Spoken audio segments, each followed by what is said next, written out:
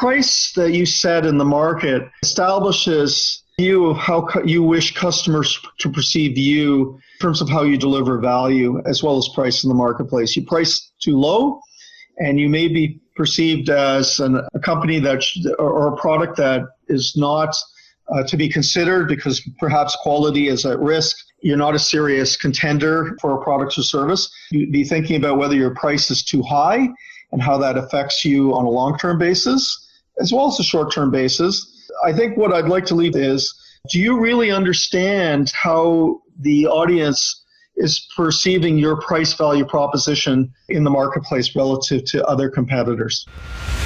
Coffee's for closers only. So we've established my proposal is sound in principle, now we're just haggling over price. Let's see how much we're going for on eBay. Man, it's the same as Dunkin' Donuts. Costs 15 times the price.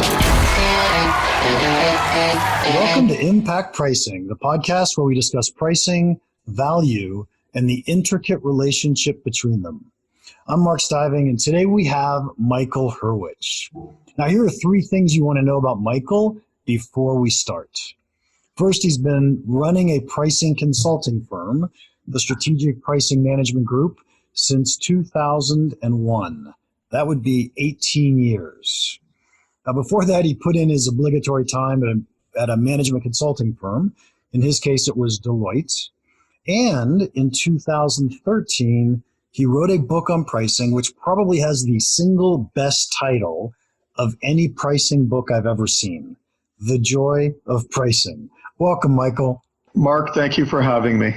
Oh, great. And so let's hear The Joy of Pricing. Where'd that name come from? Well, the name came from The Joy of Cooking, well-known and famous book written about 25 years ago. Nice. And it does have this nice little flair to it that makes it sound like pricing is actually not a boring topic. Well, that was the idea behind the book, really to generate some interest, write some anecdotes and some short stories from my experiences working with mine and my colleagues' experiences working over the last 20 years and all the challenges that our clients have had.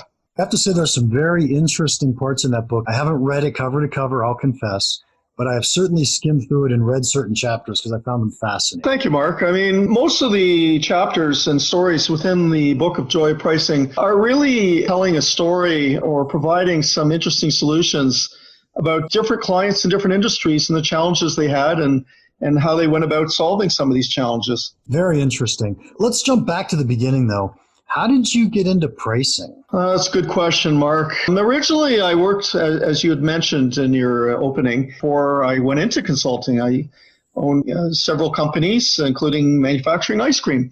I grew each company and then sold it, and I found one of the most interesting experiences I always had growing those companies was developing prices for the products and services that we were always launching within our company or those products that existed, trying to determine how my products and services referenced against competitors. I found it very challenging, but yet very interesting and very strategic. When I sold those businesses, I subsequently went to work for Deloitte, as you had mentioned. And I thought the most interesting work I did at Deloitte was primarily working on pricing projects, pricing and strategy projects. And after leaving that firm several years, I started my own pricing firm just because I found it to be very interesting, very strategic, and immediately impactful at our clients. I got to say, pricing has got to be, A, I find it a very fun topic, but B, it is really powerful in the impact that we could have with our clients. So I love the topic. Well, I do too. I mean, here we are almost 20 years later since I started SPMG, and yet I'm still excited about pricing. As you mentioned, it's very impactful. Clients are very eager and interested to see the results and execute on those strategies. And the results can be known within days, weeks, or months of making a decision in the market. And I find that quite interesting. And pricing, frankly, has evolved over time. It was primarily more of an audit-driven process with a margin markup, and now it's more of a science and an art, which is exciting both for the clients as well as the consultants. I got to ask the hard question, and you have to be honest. Now, when you were an entrepreneur before you'd gotten into pricing, before you'd been with Deloitte, Did you ever find yourself doing cost plus pricing because you didn't know what else to do? Yes, I did. I did. I didn't know any better. I didn't know how to develop a sort of a value-based organization where pricing is key components in that value formula. And yes, I found it much easier to develop price on a cost plus basis. I wish I knew now or then what I know now. Probably would have sold those companies at a higher valuation. Yeah, probably. So in our pre-call we had a week or so ago, you said the words to me, pricing is not easy. I love those words. I wrote them down. Cost plus pricing seems really easy, but when we go to value-based pricing, it's not. Why is that? Well, value-based pricing involves many people within an organization. It does touch everybody.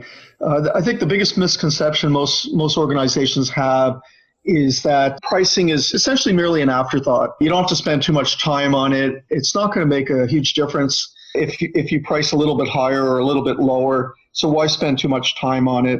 Many of my clients, especially when I first meet them, some of the prospects, they always tell me, well, how hard can this really be? Can't we just add up our costs, look at our competitors, see how they're pricing and sort of reference relative to those guys where we want to be? And I always tell them, well, that's certainly a good starting point to build a base price or floor price, shall we say. But pricing is much more complex.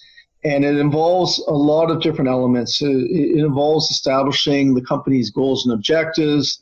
It involves establishing a set of strategies, whether at a holistic level or business unit level and product level. And then it involves establishing a set of tactics. How are you going to price at the market? And more importantly, without getting into the detail right now, the pricing has evolved into an outside-in approach rather than an inside-out approach, which was a cost-plus approach, looking at your costs. Outside-in approaches are very complicated. You need a lot of information. You actually have to go listen to your market. You have to listen to your market. You have to involve, at least at the street level, you have to listen to your salespeople who are the face of the company and first point of contact with the customer to understand how elastic or inelastic the market is and to understand how you're positioned as an organization to your competitors. Something you said earlier that I agree with, 110%, and that is that almost everybody in a company is involved with or influences pricing. I want to explore that with you just a little bit more. So it seems obvious that there's someone who puts a price on a product, and absolutely that's the case. You just mentioned salespeople. They're out trying to capture whatever that price is and explain our value. Let's talk about some other people inside the company, and I'll let you pick them first until I give you some hard ones. Again, it touches everybody. There's always a conflict between various functions within an organization, especially the larger ones.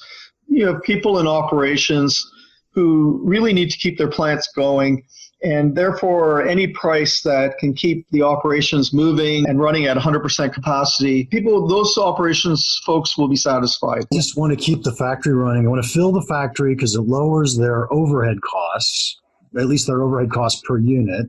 And all we have to do is cover variable costs and we're a happy camper. That's exactly correct. So the operation folks are content even if prices reduce somewhat, so long as it has positive benefit to the operations, to the manufacturing side. Keep the place moving, reduce fixed costs, and cover your variable. The salespeople, no price is ever low enough.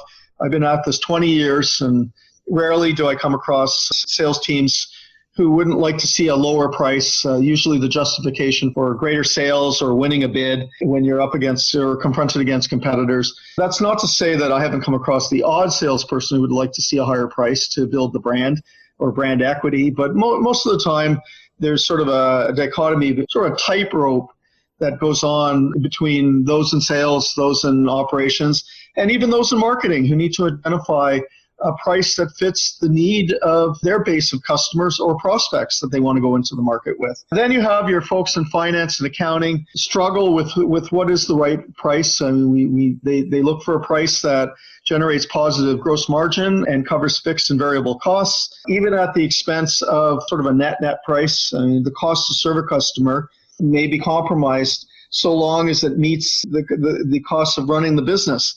And so often finance and accounting, to their detriment, don't see the big picture and are not in front of the customer and don't have a sense of how sensitive those customers are to price. And they're more interested in covering, optimizing revenue and optimizing profitability. At the end of the day, when you put all these figures together, whether you're in accounting or finance, sales, operations, or marketing, as a company, it's not easy, as you mentioned, to develop a price that meets the needs of all the players within an organization who each have a different set of expectations around price. Yeah, I think that's one of the hardest things in pricing is that meeting when we go to set the price. We've got the product out and we're all going to have that meeting. And we'd like to think we're all going to think about the value to the customer and what are they willing to pay. But in truth, you've got a whole bunch of people around the table that have their own agenda. They're yelling at each other. It's actually a really emotional, painful meeting. I think that's the good news, Mark. If you have people yelling at each other, at least they're all in the same room. My experience working in pricing for the last 20 years has often shown me that more often than not, most of these folks are not even talking to each other. So one hand doesn't know what the other hand is truly doing. And so there's a different set of strategies, a different set of tactics, a different set of expectations. Often when it's too late is when all these fine folks get in the same room and then sort of discuss, well, what happened? Why did we price one way or another? And why are the competitors pricing that way? And why are we losing business? And it's never too late to have that discussion, but often many of these discussions could have been headed off months earlier if there was sort of a value-based organization where everyone was aggregated and talking to each other and helping to establish those prices, those expectations, and meeting the goals and objectives of the company. So it sounds to me from the descriptions and the conversation we've been having that if I were projecting or guessing at what your consulting engagements look like, you start out with interviewing a whole bunch of people in different departments. That's correct. I mean, typically we call it a pricing process diagnostic or a pricing audit, which often requires interviewing individuals within each of the functions within an organization to do two things. One, to get an understanding of each function's expectations around price and even value delivery. How do they see their organization delivering value to the customer and relative to the competitors? The second element is typically to understand what needs to be changed or how evolved is the company in establishing a price from a value-based pricing perspective. And that involves a series of qualitative and quantitative questions that help us as an organization, as a consulting firm, establish a base at which point we can determine where that company is in that so-called pricing process hierarchy. How evolved are they? How effective and efficient are they in communicating price and value into the marketplace? And what needs to be changed? How can we help them identify where changes need to be had within their company and pinpoint those elements that can be changed by working with them? Yeah, it's always challenging. We're going to have to wrap up. Michael, but I got one more big question for you. Sure. What's the one piece of pricing advice would you like to give to the audience that should or might have a really big impact? The audience has to think about how their price is not only communicated into the market, but how is it perceived? In other words, the price that you set in the market establishes view of how you wish customers to perceive you in terms of how you deliver value as well as price in the marketplace. You price too low, and you may be perceived as a company or a product that is not to be considered because perhaps quality is at risk. You're not a serious contender for a product or service. You'd be thinking about whether your price is too high and how that affects you on a long-term basis, as well as a short-term basis. I think what I'd like to leave the audience with is, do you really understand how the audience is perceiving your price value proposition in the marketplace relative to other competitors? And what have you done to understand your relative positioning in the market? Nice. I often think of that as we all have a price brand. And do we know what that is? And are we consistent with the rest of the brands that we want? Excellent. Michael, thank you so much for your time today. If anyone wants to contact you, how can they do that? Feel free to reach out to me at my email address, mhurwich, HURWICH, at spmgglobal.com. That's 2 Gs. or feel free to go on our website, www.spmgglobal.com. Excellent. And to our listeners, I hope you guys enjoyed that. As we're getting this podcast launched, your feedback is crucial. And we want this to be valuable to you. So please send any feedback or comments to mark@impactpricing.com. Also, if you have any pricing questions, send them in and maybe we'll get to answer them later on the podcast. Quick shout out to Alan Neal, who gave me a hard time on LinkedIn recently. I'm very active there, and you can find me by my last name, Stiving. And finally, please join us next week for a new episode of Impact Pricing.